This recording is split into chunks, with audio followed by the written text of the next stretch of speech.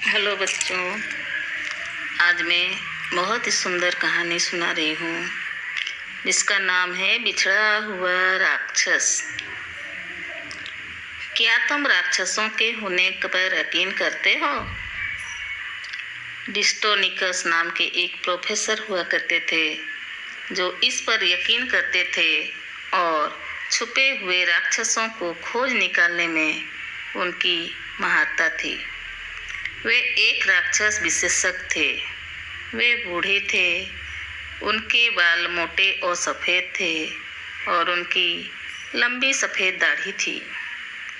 वे एक पुराना मुड़ा तुड़ा काला कोट पहने रहते थे और उनके गले में कम से कम 2 या 3 ऐनकें लटकती रहती थी।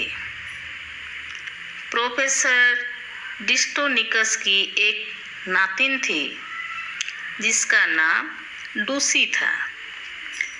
वह छोटी सी 7 साल की एक प्यारी बच्ची थी जिसकी बड़ी बड़ी काली काली आँखें थी।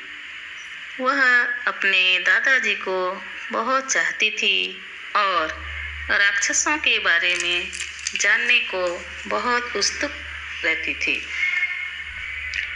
लूसी ने एक दिन कहा, दादाजी, असल में राक्षस वाक्षस कुछ नहीं होते हैं, वे तो सिर्फ कहानी की किताबों में होते हैं। प्रोफेसर ने लूसी की ओर देखकर उसके सिर पर थपकी दी और कहा, अब भी राक्षस होते हैं, परंतु वे अब थोड़े से ही बचे हैं। वे कहीं कहीं छुपे हुए हैं। मुझे उसे ढूंढना है और सुरक्षित जगहों पर ले जाना है।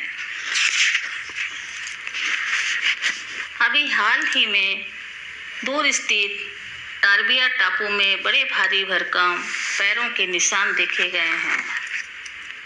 वे किसी राक्षस के पैरों के निशान हो सकते हैं। मुझे वहां जाना है और पता लगाना है।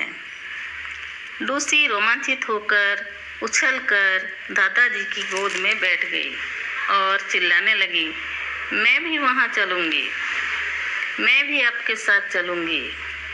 प्रोफेसर ने बड़े प्यार से उसे गोद से नीचे उतारा और कहा, छोटे बच्चों के लिए यह बहुत खतरनाक हो सकता है। कहते हुए वे अपना बैग जमाने लगे। लूसी बहुत दुखी हुई। उसने कहा, मुझे आपकी बातों पर विश्वास नहीं है। कभी कोई राक्षस वाक्षस नहीं होते थे। अगर वे थे तो अब कहाँ गए? प्रोफेसर मुड़े और उसकी तरफ देखने लगे। उन्होंने कहा, बहुत समय पहले बहुत सारे राक्षस, ड्रैगन और दैत्य हुआ करते थे। वे मज़े से रहते थे, लेकिन धीरे धीरे इंसानों ने उनकी ज़िंदगी में दखल देना शुरू कर दिया और उनका जीवन अस्त व्यस्त हो गया। पुराने ज़माने में किसी की शादी तभी हो सकती थी जब वह किसी राक्षस को मारकर अपनी ताकत दिखाता था। राजकुमार भी राक्षस को मार देते थे। उन्हें लगता था कि ऐसा करके वे अपनी प्रजा की रक्षा कर रहे हैं। इसलिए धीरे धीरे राक्षस लुप्त होने लगे, परंतु अब भी दूर दराज के इलाकों में वे थोड़े बहुत बचे हुए हैं।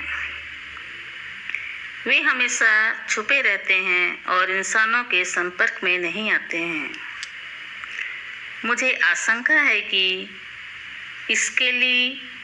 स्केलिबस नाम का राक्षस टोर्बिया के टापू में छुपा हुआ हो सकता है, इसलिए मैं वहां जा रहा हूं। अगर तुम सच में मुझसे वादा करो कि तुम अच्छे से रहोगी, धीरज रखोगी और शांत रहोगी, तो मैं तुम्हें अपने साथ ले जाऊंगा। लूसी खुशी के मारे चिल्ला उठी, शुक्रिया दादाजी। प्रोफेसर और लूसी ने अपना अपना बैग जमाया और हवाई अड्डे के लिए निकल पड़े। लूसी का बैग तो छोटा सा था और साफ सुथरा भी था, जबकि प्रोफेसर ने 3 बड़े बड़े सूटकेस ले रखे थे। उनमें अजीब अजीब उपकरण भरे हुए थे। उन्होंने एक बड़ा बिगुल भी साथ रखा था, जो एक सूटकेस में से बाहर झांक रहा था। जब वे हवाई अड्डे पहुंचे तो लोग उन्हें अचरज से देख रहे थे, लेकिन जब लोगों ने पहचान लिया कि प्रोफेसर डिस्टोनिकस हैं, तो लोगों ने मुस्कुराकर और हाथ हिलाकर उनका अभिवादन किया। वे 14 घंटे की उड़ान में थे। हवाई जहाज से उतरकर उन्होंने कई घंटों जीप का सफ़र किया।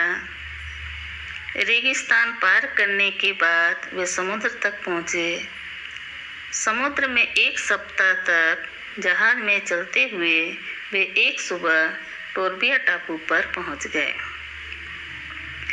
अब तक लूसी बहुत थक गई थी, लेकिन वह बहुत रोमांचित भी थी। टोर्बिया की रेत पर चलते हुए वह उसमें उछल कूद कर रही थी और जोर जोर से बातें कर रही थी। प्रोफेसर ने लूसी को टोकते हुए कहा, अब बिल्कुल आवाज मत करना। राक्षस बहुत ही शर्मीले स्वभाव के होते हैं। वे भाग कर छिप जाते हैं, इसलिए बिल्कुल शांत रहना। प्रोफेसर और लूसी टापू में घने जंगलों के बीच से गुजरे। उनके पास एक जाल, एक कैमरा और वह बिगुल था। जंगल में बड़े बड़े दैत्याकार पेड़ थे। अजीब अजीब किस्म के पौधे और जहरीले फूलों की भरमार थी। लूसी हर चीज को बड़े अचरज से देख रही थी। काफी चलने के बाद आराम करने के लिए वे एक बड़ी गुफा के पास बैठ गए। तभी अचानक लूसी की नज़र चट्टान के पीछे बने हुए पैरों के निशानों पर पड़ी। उसने दादाजी को दिखाया। प्रोफेसर ने उन पैरों के चिन्हों को बारीकी से देखा और फिर अपना बिगुल निकालकर उसे होले होले बजाने लगे। बब्बा बम। कुछ मिनटों के लिए वहाँ खामोशी छाई रही। प्रोफेसर और लूसी बेसब्री से इंतजार करते रहे कि शायद कहीं से कोई आवाज आए। तभी गुफा के भीतर से जवाब आया, बब्बा बम, और एक अजीब सा प्राणी गुफा से बाहर आया। वह हरे रंग का था और उसका पूरा शरीर